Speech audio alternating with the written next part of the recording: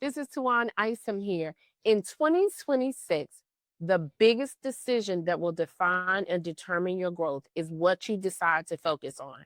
And I know that people say that all the time. And even myself, who's been in business for 30 years, can still seem and it feel like everything is all consuming. You have so many things you want to do. It drives your team freaking crazy.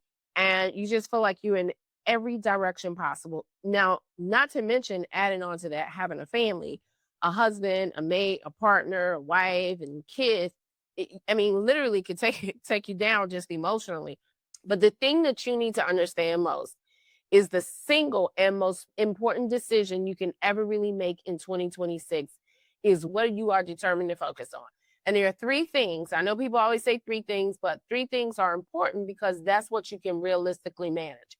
Anytime you go beyond the three things, you're frustrated, you're overconsumed, and you don't feel like you're making an accomplishment. The first thing you need to decide on is who and what you want to bring in as far as your revenue.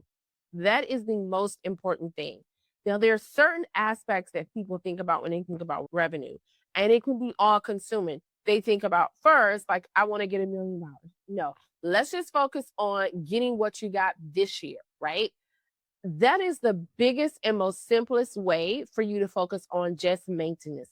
Over the next couple years, I strongly encourage businesses to just focus on sustainability. The reason why I say that is because a lot of businesses are just going tanking and going under.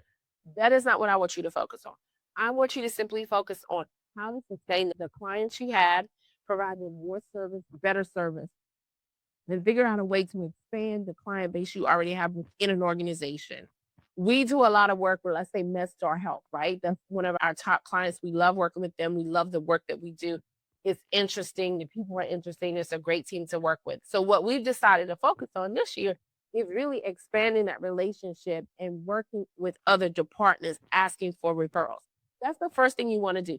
Keep the money the same. If you can get more money, that's great. But what oftentimes people do is they try to go after this large number. If I made $1 million this year or $3 million this year, I want to make $50 million next year. No, focus on anywhere between 1 to 3 million and keep your current base, your current customer base happy. The second thing you want to do is figure out how to create some kind of sales process. Now, I will say this: when you look at all the stuff on YouTube, TikTok, Instagram, I mean, it can take you down. I mean, literally, so many tools, so many resources.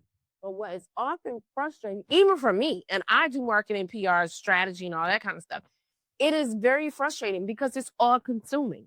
It is all consuming because there's so many things you can download. There's so many ways to add buying. There's so many build your sales funnel. Not to mention the AI tools that's available to help you with all this stuff. But you need to know first thing first. How do I get customers in and what is the journey for them? So when we talk about customer journey and the marketing funnel, and how do you meet them? How do you court them? Get them engaged and how you convert them. Those are the three aspects really of a funnel. Now, I will say this: the first thing you should do is start with the people you already have on your list. Validated people who have opened your emails, who've engaged with your content. We started out last year with 20,000 email addresses that we just had from all the different projects we had worked on. And what we ended up doing that was really successful for us is we cut all them jokers. We cut like 90% of our email list and only focused on the people who were really engaging. And then for 2026, I said, look, if they're not engaging in a real way and they are not responding or they are not subscribing to the YouTube channel, you know what I did? I moved everyone behind the curtain. So if you're not a YouTube subscriber, you don't get access to all the resources, the downloads, templates, and stuff that I create, not Chat GPT, but I created. You don't get access to that. There has to be some kind of stake in the game. So you need to know, for one, who is engaging with you, who is leveraging your content, who is engaging with you in a real way, not just people who are like, oh, looking at your stuff, but then they're not commenting, they're not responding, they don't want to subscribe, they don't want to like. Don't fool with those people. In 2026, the goal is not for you to grow and broaden your base. The goal for you is really to narrow the base. We want to know, who are your people? Like on The Bachelor, they say, who is your person? You want to know, who are your people? Who Everyone doesn't get an opportunity to can relate to you. right? Everyone can't relate to different kind of coaches, to different kind of speakers. But for so long, I have been like just guarded. I'm not doing it anymore. I want to work with people who really are about that business. I want to work with people who are just committed to growing. I want to work with people who really want the knowledge. And so for me, I want to know who are my people.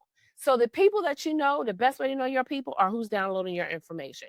So start figuring out in that funnel process, how are you meeting with them? How are you engaging with them? Are they actually engaging? Are they clicking on your emails?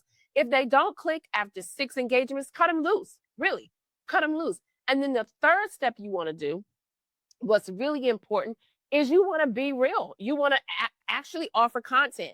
One of the biggest things I decided to do was shift from not just download this information, but really tell the personal story of how that has impacted my business, things that have happened with my business, which is why I decided to take it behind the curtain. So everything is not for public consumption, but really for your own personal community. So I've had all kinds of crazy experience, from people watching porn on a client site that my HR person had to get involved with. One person who was just out of control, was just too promiscuous, sleeping with everybody on the base. And I mean, these are real stories, but I don't feel comfortable sharing those real stories with everyone. Those stories are for people who are in my community, people who want to share as well, people who want to have relationship with me and the content and my experiences from just doing this as a business. Business is not only like checking the boxes. Business is real talk. Like, how do you manage people who give you a bad rating on Glassdoor, right? Especially when people are anonymous, but you really know who they are, right? Because you just fired them, and then all of a sudden you got a post on Glassdoor. Like, how to respond to that? What does that do for you when you're trying to build a reputation in a business? Like, there's so much stuff that I could talk about, but we're gonna leave it for behind the curtain. So I think for moving forward, there are 3 things you want to focus on. One, focus on the people and keeping the customers that you currently have. Focus on 3 steps in your marketing funnel. How are you meeting them? How are you interacting with them? What are they doing? And then keeping that communication going.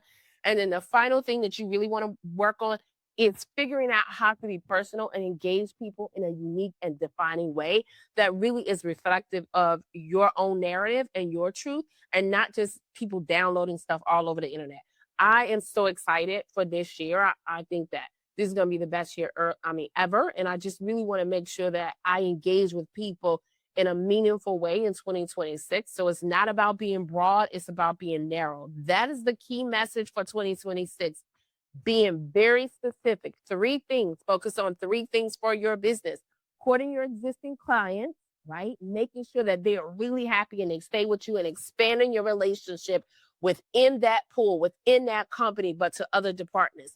And then number 3 is being honest and being truthful and enjoying what you do. Those are the 3 things that I would say that you really need to focus on. If you're interested in a different additional content, real life about running a business, definitely be sure to subscribe to my channel. I appreciate you guys and ladies. I love you, and have an amazing, blessed, and successful new year.